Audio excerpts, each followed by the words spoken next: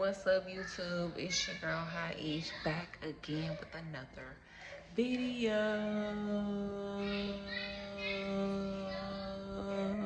And I guess y'all gonna be cooking with me. We're gonna chit chat a little bit. I'm gonna make one of our favorite dishes. I once had a video of me making my turkey legs before on YouTube, and low-key they was eating me up in the comments about how much butter I use, but little do they know I really don't. You know? It is what it is. I still be using that same recipe and they still fire. Everybody loves my turkey legs. So I'm gonna run it back like I usually do. And I'm gonna add my favorite side dishes, cabbage and black-eyed peas. And I'm gonna do some cornbread. I think that's where we gonna stop it right there. Like, that's cool. That's not doing too much. We're gonna be satisfied. Okay, so I like to melt a stick of butter, a whole stick of butter, and then I go in with my seasonings of choice.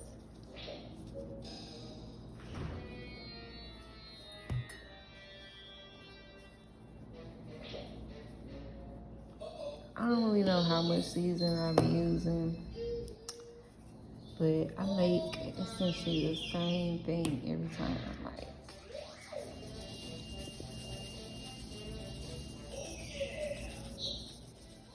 and I'm gonna stir that up.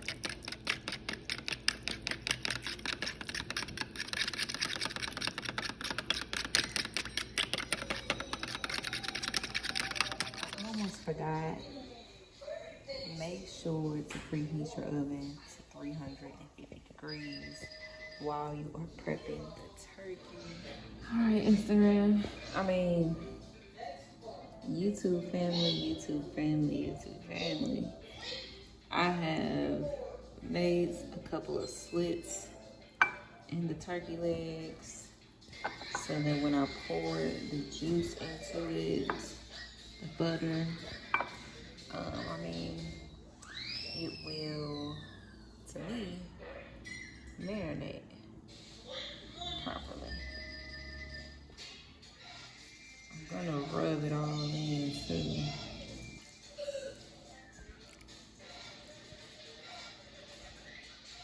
The oven has reached 350, so I'm gonna put the turkey legs in there. And I like them to cook for an hour. I have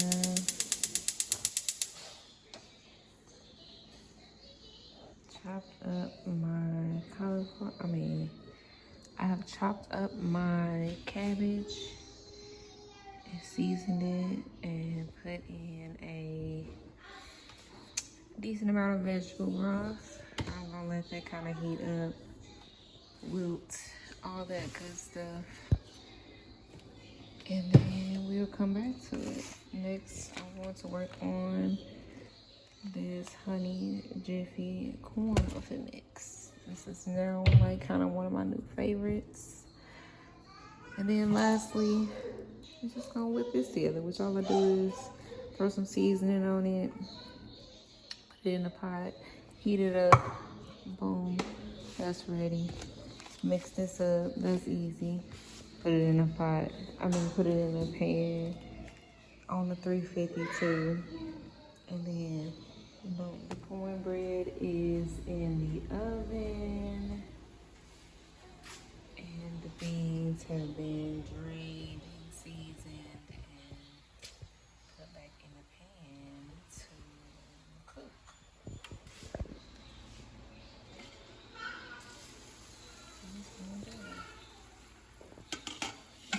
Alright, so I am about to watch this video that I am supposed to be providing feedback on. The client says that they just kind of babbled in front of the camera.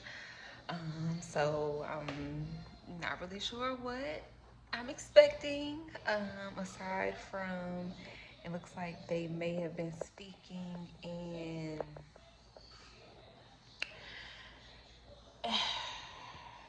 possibly German or something like that. It looked like that is what they are translating their answers to my questions from to English. They are wanting me to look at it from a native English speaking standpoint and let them know if there's anything that sounds off, that can help them improve on being a better English speaker. So I'm low-key nervous about what's about to pop up on my screen. I ain't gonna lie to y'all, but I'm excited. This is my first gig, so I'm about to open it up, and I want y'all to just see my first impressions. So I need to get me a new tripod, definitely.